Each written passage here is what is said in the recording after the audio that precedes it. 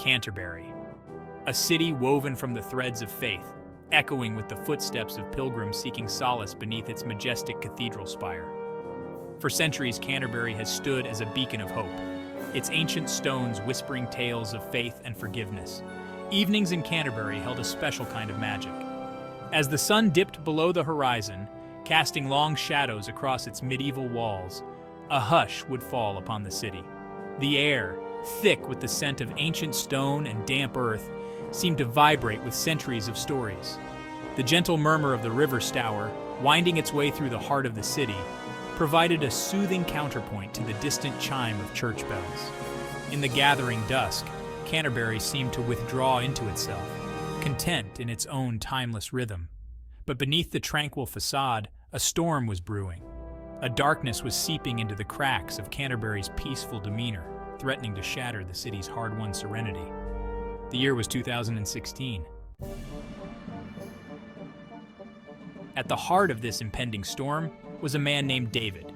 A man of quiet strength and unshakable faith, David was a pillar of the Canterbury community. His life was an open book, his kindness and generosity known to all. He was a devoted husband, a loving father, and a loyal friend.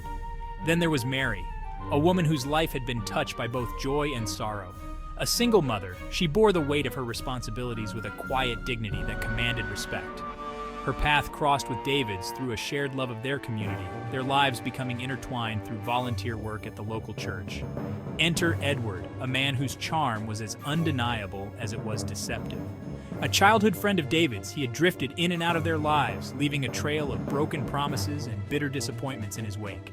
As the days grew shorter and the first chill of autumn settled upon Canterbury, these three lives, once on parallel paths, began to converge. David, ever the optimist, saw in Edward's return a chance for a fresh start. He believed that Edward had finally turned a corner, that the years of drifting and disappointment were behind him.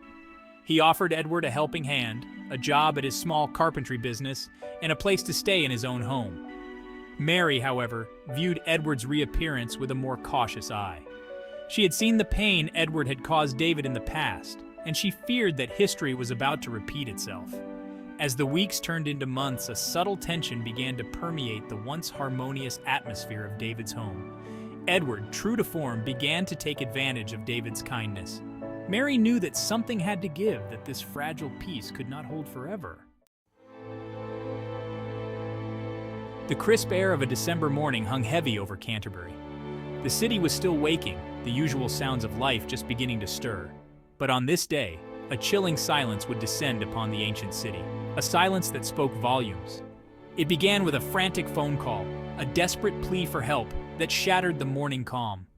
Mary's voice, choked with terror, crackled through the receiver, painting a horrifying picture of violence and betrayal. David, the kind, gentle soul who wouldn't hurt a fly, had been found brutally murdered in his own workshop. Suspicion immediately fell upon Edward. He had vanished, disappeared into thin air, taking with him the only vehicle David owned. The tolling of the cathedral bells, a constant in the life of Canterbury for centuries, was silenced for the first time in living memory. The murder sent shockwaves through Canterbury. The cobblestone streets, once bustling with life, were now eerily quiet, the laughter and chatter of daily life replaced by hushed whispers and apprehensive glances. The community, reeling from the shock, gathered in the shadow of the cathedral, seeking solace in shared grief and disbelief. Candlelight vigils were held, prayers were whispered, and memories of David's life, his kindness and generosity, were shared amongst tearful embraces. The investigation into David's murder became the sole focus of the local police force. Every resource was dedicated to finding Edward and bringing him to justice. The community, once a haven of trust and camaraderie, became a hotbed of speculation and suspicion. The city, once a beacon of hope and tranquility, was now grappling with the dark undercurrents of human nature. Months later, the grand old courtroom, with its dark wood paneling and towering ceilings, became the stage for a drama that would captivate the nation. Edward, finally apprehended after months on the run, sat in the dock, his once charming demeanor replaced by a cold, calculating mask. The prosecution, armed with a mountain of evidence, laid out their case with methodical precision. They painted a picture of a friendship betrayed, of a man driven by greed and a callous disregard for human life. Witnesses, their voices trembling with a mixture of grief and anger, recounted Edward's manipulative behavior, his growing resentment towards David, and his desperate attempts to cover his tracks. Each piece of evidence presented, each testimony given, chipped away at the edifice of lies Edward had constructed around himself. The prosecution, relentless in their pursuit of justice, presented a compelling narrative. The prosecution, led by the formidable Margaret O'Connell, meticulously presented their case.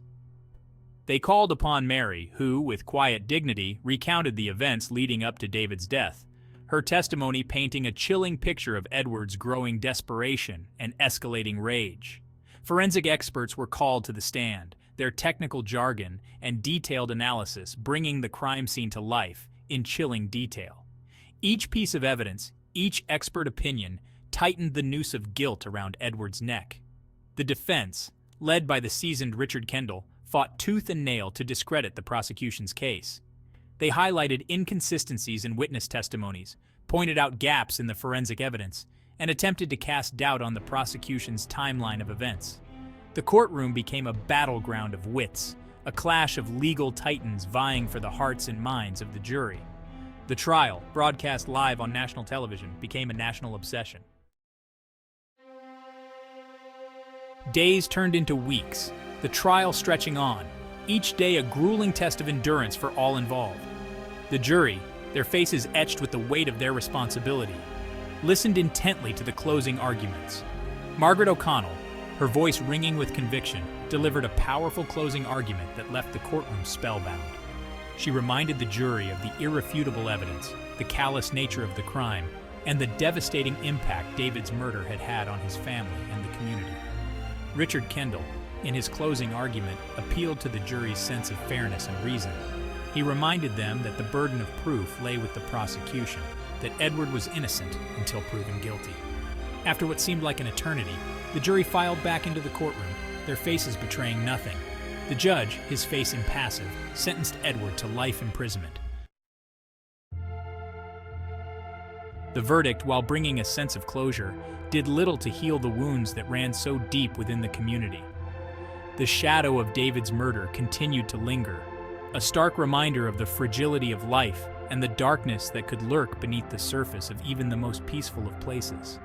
Mary, her strength and resilience tested to their limits, faced the daunting task of rebuilding her life and that of her son, forever marked by the tragedy they had endured. The community, their faith in humanity shaken, struggled to come to terms with the knowledge that one of their own, a man they had welcomed into their homes and their lives, could commit such a heinous act. Yet, amidst the grief and the pain, there were also glimmers of hope. The trial, for all its ugliness, had also revealed the inherent strength and resilience of the human spirit. The city of Canterbury, wounded but not broken, began the slow process of healing. The memory of David, his kindness and generosity, became a beacon. Years have passed since that dark day when the bells of Canterbury Cathedral fell silent. The city has healed, the scars of the past fading into memory. Life goes on, the rhythm of daily life a testament to the enduring human spirit. Yet the legacy of David's murder, the betrayal that shook the city to its core, continues to resonate, a cautionary tale whispered on the wind. The Parrot and Key, once a place of laughter and camaraderie, stands as a silent reminder of the man who brought so much joy to those around him. The carpentry workshop, now empty, echoes with the ghost of David's presence, his craftsmanship a testament to a life dedicated to creating beauty in the world. The events of that fateful December left an indelible mark on Canterbury, a stark reminder that even in a place steeped in history and faith, darkness can lurk in the hearts of men. But from the ashes of tragedy, a quiet strength emerged, a renewed appreciation for the preciousness of life and the importance of community.